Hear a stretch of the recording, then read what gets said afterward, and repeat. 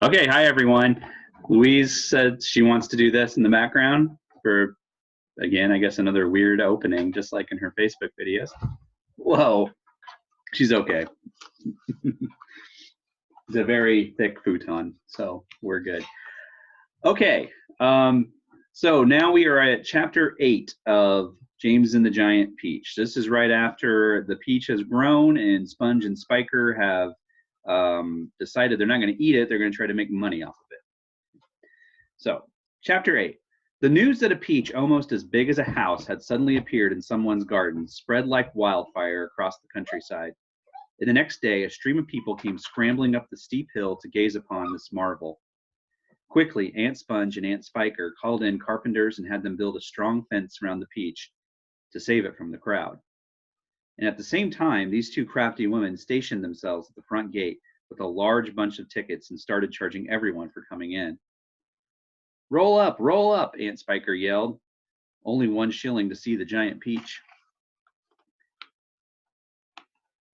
Since we're on Zoom, I'll show you the pictures. YouTube won't let me get away with that. Half price for children under 6 weeks old, Aunt Sponge shouted. 1 at a time, please. Don't push, don't push. You're all going to get in. Hey, you, come back there. You haven't paid. By lunchtime, the whole place was a seething mass of men, women, and children, all pushing and shoving to get a glimpse of this miraculous fruit. Helicopters were landing like wasps all over the hill, and out of them poured swarms of newspaper reporters, cameramen, and men from the television companies. It'll cost you double to bring in a camera, Aunt Spiker shouted. All right, they answered. We don't care. And the money came rolling into the pockets of the 2 greedy ants. But while all this excitement was going on outside, poor James was forced to stay locked in his bedroom, peeping through the bars of his window at the crowds below. The disgusting little brute will only get in everyone's way if we let him wander about, Aunt Spiker said early that morning. Oh, please, he had begged. I haven't met any other children for years and years, and there are going to be lots of them down there for me to play with. And perhaps I could help you with the tickets. Shut up, Aunt Sponge had snapped. Your Aunt Spiker and I are about to become millionaires, and the last thing we want is the likes of you messing things up and getting in our way. Later, when the evening of the first day came and the people had all gone home, the ants unlocked James's door and ordered him to go outside and pick up all the banana skins and orange peel and bits of paper that the crowd had left behind. Could I please have something to eat first? He asked. I haven't had a thing all day. No, they shouted, kicking him out of the door. We're too busy to make food. We are counting our money. But it's dark, cried James. Get out, they yelled, and stay out until you've cleaned up all the mess. The door slammed. The key turned in the lock. Chapter 9. Hungry and trembling, James stood alone out in the open, wondering what to do. The night was all around him now, and high overhead a wild white moon was riding in the sky. There was not a sound, not a movement anywhere. Most people, and especially small children, are often quite scared of being outdoors alone in the moonlight. Everything is so deadly quiet, and the shadows are so long and black, and they keep turning into strange shapes that seem to move as you look at them, and the slightest little snap of a twig makes you jump. James felt exactly like that now. He stared straight ahead with large, frightened eyes, hardly daring to breathe. Not far away, in the middle of the garden, he could see the giant peach towering over everything else. Surely it was even bigger tonight than ever before. And what a dazzling sight it was. The moonlight was shining and glinting on its great curving sides, turning them to crystal. Louise. If people actually want to hear the story, it's going to be hard. Okay. You can keep doing your antics in the background, though. It's fine.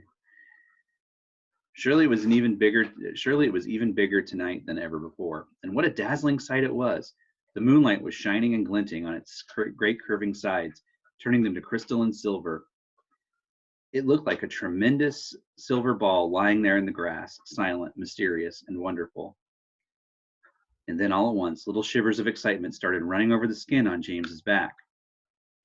Something else, he told himself, something stranger than ever this time is about to happen to me again soon. He was sure of it. He could feel it coming. He looked around him, wondering what on earth it was going to be. The garden lay soft and silver in the moonlight. The grass was wet with dew, and a million dewdrops were sparkling and twinkling like diamonds around his feet. And now suddenly the whole place, the whole garden seemed to be alive with magic. Almost without knowing what he was doing, as though drawn by some powerful magnet, James Henry Trotter started walking slowly towards the giant peach. He climbed over the fence that surrounded it and stood directly beneath it, staring up at its great bulging sides. He put out a hand and touched it gently with the tip of one finger. It felt soft and warm and slightly furry, like the skin of a baby mouse. He moved a step closer and rubbed his cheek lightly against the soft skin. And then suddenly, while he was doing this, he happened to notice that right beside him and below him, close to the ground, there was a hole in the side of the peach. Chapter 10. It was quite a large hole, the sort of thing an animal about the size of a fox might have made. James knelt down in front of it and poked his head and shoulders inside. He crawled in. He kept on crawling. This isn't a hole, he thought excitedly. It's a tunnel. The tunnel was damp and murky, and all around him there was the curious bittersweet smell of fresh peach. The floor was soggy under his knees. The walls were wet and sticky, and peach juice was dripping from the ceiling. James opened his mouth and caught some of it on his tongue. It tasted delicious. He was crawling uphill now, as though the tunnel were leading straight towards the very center of the gigantic fruit. Every few seconds he paused and took a bite out of the wall. The peach flesh was sweet and juicy and marvelously refreshing. He crawled on for several more yards, and then suddenly, bang! The top of his head bumped into something extremely hard, blocking his way. He glanced up. In front of him there was a solid wall that seemed at first as though it were made of wood. He touched it with his fingers. It certainly felt like wood, except that it was very jagged and full of deep grooves. Good heavens, he said, I know what this is. I've come to the stone in the middle of the peach. Then he noticed that there was a small door cut into the face of the peach stone. He gave a push. It swung open. He crawled through it, and before he had time to glance up and see where he was, he heard a voice saying, Look who's here. And another one said, We've been waiting for you. James stopped and stared at the speakers, his face white with horror. He started to stand up, but his knees were shaking so much he had to sit down again on the floor. He glanced behind him, thinking he could bolt back into the tunnel the way he had come, but the doorway had disappeared. There was now only a solid brown wall behind him. Chapter 11. James's large, frightened eyes traveled slowly round the room. The creatures, some sitting on chairs, others reclining on a sofa, were all watching him intently. Creatures? Or were they insects? An insect is usually something rather small, is it not? A grasshopper, for example, is an insect. So what would you call it if you saw a grasshopper as large as a dog? As large as a large dog. You'd hardly call that an insect, could you? There was an old green grasshopper, as large as a large dog, sitting directly across the room from James now. And next to the old green grasshopper, there was an enormous spider. And next to the spider, there was a giant ladybird with 9 black spots on her scarlet shell. Each of these 3 was squatting upon a magnificent chair. On a sofa nearby, reclining comfortably in curled up positions, there were a centipede and an earthworm. On the floor over in the far corner, there was something thick and white that looked as though it might be a silkworm, but it was sleeping soundly, and nobody was paying any attention to it. Every one of these creatures was at least as big as James himself, and in the strange greenish light that shone down from somewhere in the ceiling, they were absolutely terrifying to behold. I'm hungry, the spider announced suddenly, staring hard at James. I'm famished, the old green grasshopper said. So am I, the ladybird cried. The centipede sat up a little straighter on the sofa. Everyone's famished, he said. We need food. 4 pairs of round, black, glassy eyes were all fixed upon James. The centipede made a wriggling movement with his body as though he were about to glide off the sofa, but he didn't. There was a long pause and a long silence. The spider, who happened to be a female spider, opened her mouth and ran a long black tongue delicately over her lips. Aren't you hungry? She asked, suddenly leaning forward and addressing herself to James. Poor James was backed up against the far wall, shivering with fright and much too terrified to answer. What's the matter with you? The old green grasshopper asked. You look positively ill. He looks as though he's going to faint any second, the centipede said. Oh my goodness, the poor thing, the ladybird cried. I do believe he thinks it's him that we are wanting to eat. There was a roar of laughter from all sides. Oh dear, they said. What an awful thought. You mustn't be frightened, the ladybird said kindly. We wouldn't dream of hurting you. You are one of us now. Didn't you know that? You are one of the crew. We're all in the same boat. We've been waiting for you all day long, the old green grasshopper said. We thought you were never going to turn up. Louise, hold on. I'm glad you made it. So cheer up, my boy, cheer up, the centipede said. And meanwhile, I wish you'd come over here and give me a hand with these boots. It takes me hours to get them all off by myself. Just wait 1 minute.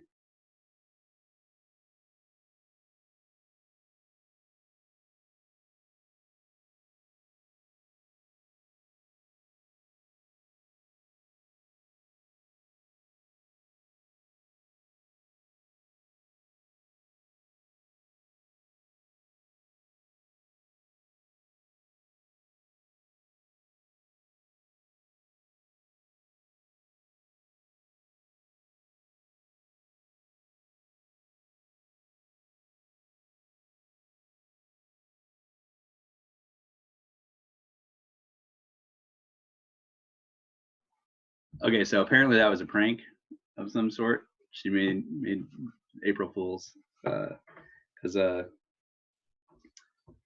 wanted me to think she had injured herself. So, anyways, chapter 12. James decided that this was most certainly not a time to be disagreeable, so he crossed the room to where the centipede was sitting and knelt down beside him. Thank you so much, the centipede said. You were very kind. You have a lot of boots, James murmured. I have a lot of legs, the centipede answered proudly, and a lot of feet. 100 to be exact. There he goes again, the earthworm cried, speaking for the first time. He simply cannot stop telling lies about his legs. He doesn't have anything like 100 of them. He's only got 42. Trouble is that most people don't bother to count them. They just take his word. And anyway, there is nothing marvelous, you know, centipede, about having a lot of legs. Poor fellow, the centipede said, whispering in James's ear. He's blind. He can't see how splendid I look. In my opinion, the earthworm said, the really marvelous thing is to have no legs at all and to be able to walk just the same. Call that walking? Cried the centipede. You're a slitherer. That's all you are. You just slither along. I glide, said the earthworm primly. You are a slimy beast, answered the centipede. I am not a slimy beast, the earthworm said. I am a useful and much-loved creature. Ask any gardener you like. And as for you, I am a pest, the centipede announced, grinning broadly and looking around the room for approval. He is so proud of that, the ladybird said, smiling at James, but for the life of me, I cannot understand why. I am the only pest in this room, cried the centipede, still grinning away, unless you count old green grasshopper over there, but he is long past it now. He is too old to be a pest anymore. The old green grasshopper turned his huge black eyes upon the centipede and gave him a withering look. Young fellow, he said, speaking in a deep, slow blue.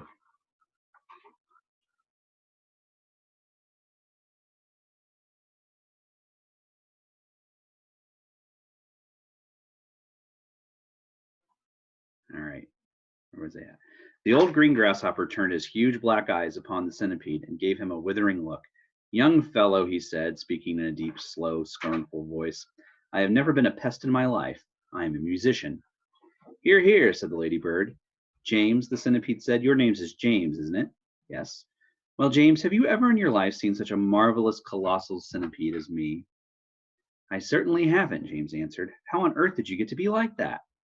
Very peculiar, the centipede said. Very, very, very peculiar indeed. Let me tell you what happened. I was messing about in the garden under the old peach tree, and suddenly a funny little green thing came wriggling past my nose. Bright green it was, and extraordinarily beautiful, like some kind of a tiny stone or crystal. Oh, but I know what that was, cried James. It happened to me too, said Ladybird. And me, Miss Spider said. Suddenly there were little green things everywhere. The soil was full of them. I actually swallowed one, the earthworm declared proudly. So did I, the ladybird said. I swallowed 3, the centipede cried. But who's telling this story anyway? Don't interrupt. It's too late to tell stories now, the old green grasshopper announced. It's time to go to sleep. I refuse to sleep in my boots, the centipede cried. How many more are there to come off, James? I think I've done about 20 so far, James told him. And that leaves 80 to go, the centipede said. 22, not 80, shrieked the earthworm. He's lying again. The centipede roared with laughter. Stop pulling the earthworm's leg, the ladybird said. This sent the centipede into hysterics. Pulling his leg, he cried, wriggling with glee and pointing at the earthworm. Which leg am I pulling? You tell me that. James decided that he rather liked the centipede. He was obviously a rascal, but what a change it was to hear somebody laughing once in a while. He had never heard Aunt Sponge or Aunt Spiker laughing aloud in all the time he had been with them. We really must get some sleep, said the old green grasshopper. We've got a tough day ahead of us tomorrow. So would you be kind enough, Miss Spider, to make the beds? Chapter 13. A few minutes later, Miss Spider had made the first bed. It was hanging from the ceiling, suspended by a rope of threads at either end, so that it actually looked like more like a hammock than a bed. But it was a magnificent affair, and the stuff it was made of shimmered like silk in the pale light. I do hope you'll find it comfortable, Miss Spider said to the old green grasshopper. I made it as soft and silky as I possibly could. I spun it with gossamer. That's a much better quality thread than the one I use for my own web. Thank you so much, my dear lady, the old green grasshopper said, climbing into the hammock. Ah, this is just what I needed. Good night, everybody. Good night. Then Miss Spider spun the next hammock, and the ladybird got in. After that, she spun a long one for the centipede, and an even longer one for the earthworm. And how do you like your bed? She said to James when it came to his turn. Hard or soft? I like it soft, thank you very much, James answered. For goodness sakes, stop staring around the room and get on with my boots, the centipede said. You and I are never going to get any sleep at this rate, and kindly line them up neatly in pairs as you take them off. Don't just throw them over your shoulder. James worked away frantically on the centipede's boots.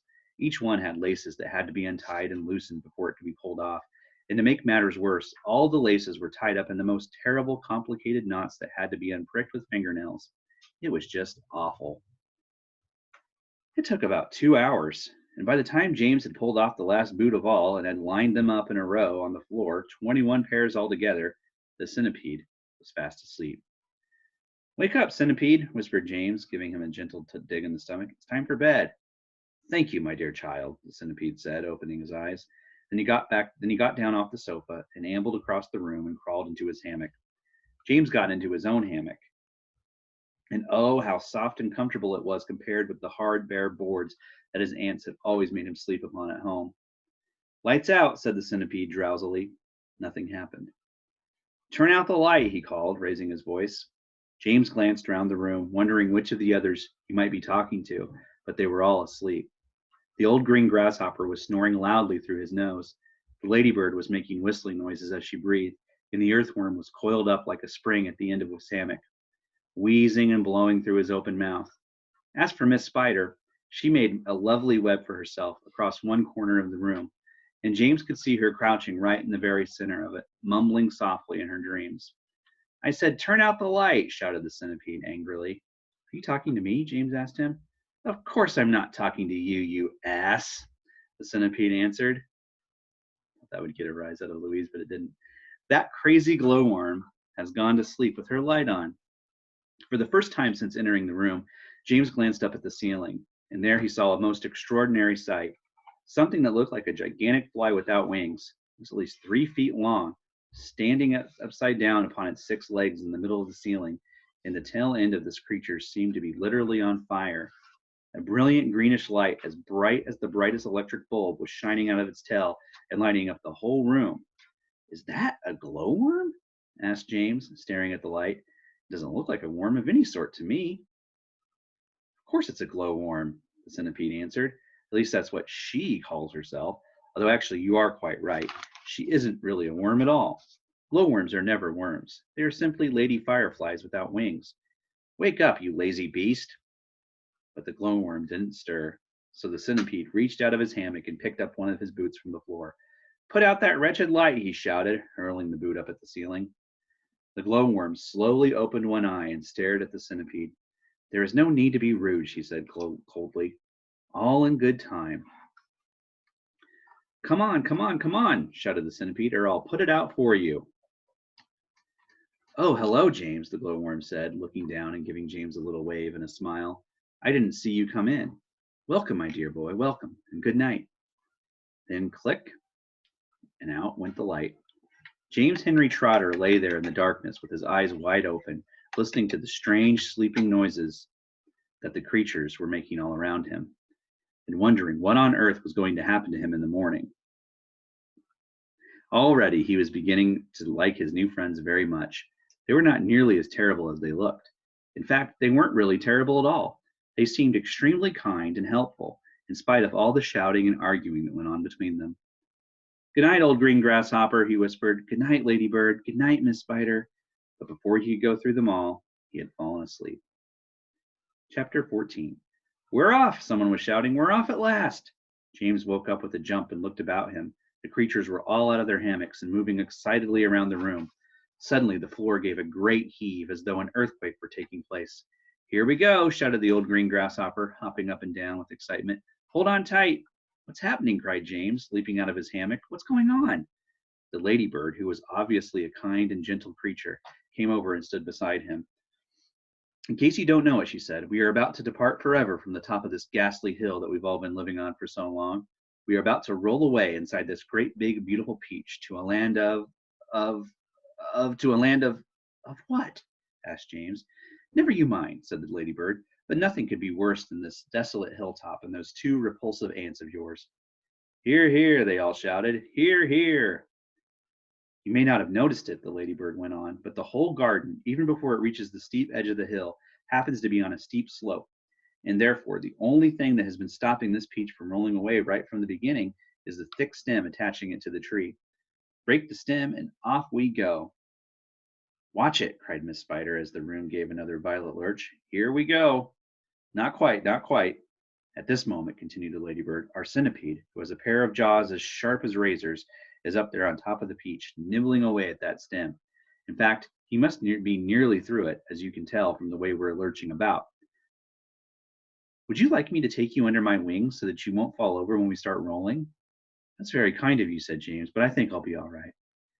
Just then the centipede stuck his grinning face through a hole in the ceiling and shouted, "I've done it! We're off!" "We're off!" the others cried. "We're off!" "The journey begins," shouted the centipede. "And who knows where it will end," muttered the earthworm. If you have anything to do with it, it can only mean trouble." "Nonsense," said the ladybird. "We are now about to visit the most marvelous places and see the most wonderful things. Isn't that so, centipede?" "There is no knowing what we shall see," cried the centipede. "We may see a creature with 49 heads who lives in the desolate snow, and whenever he catches a cold which he dreads, he has 49 noses to blow.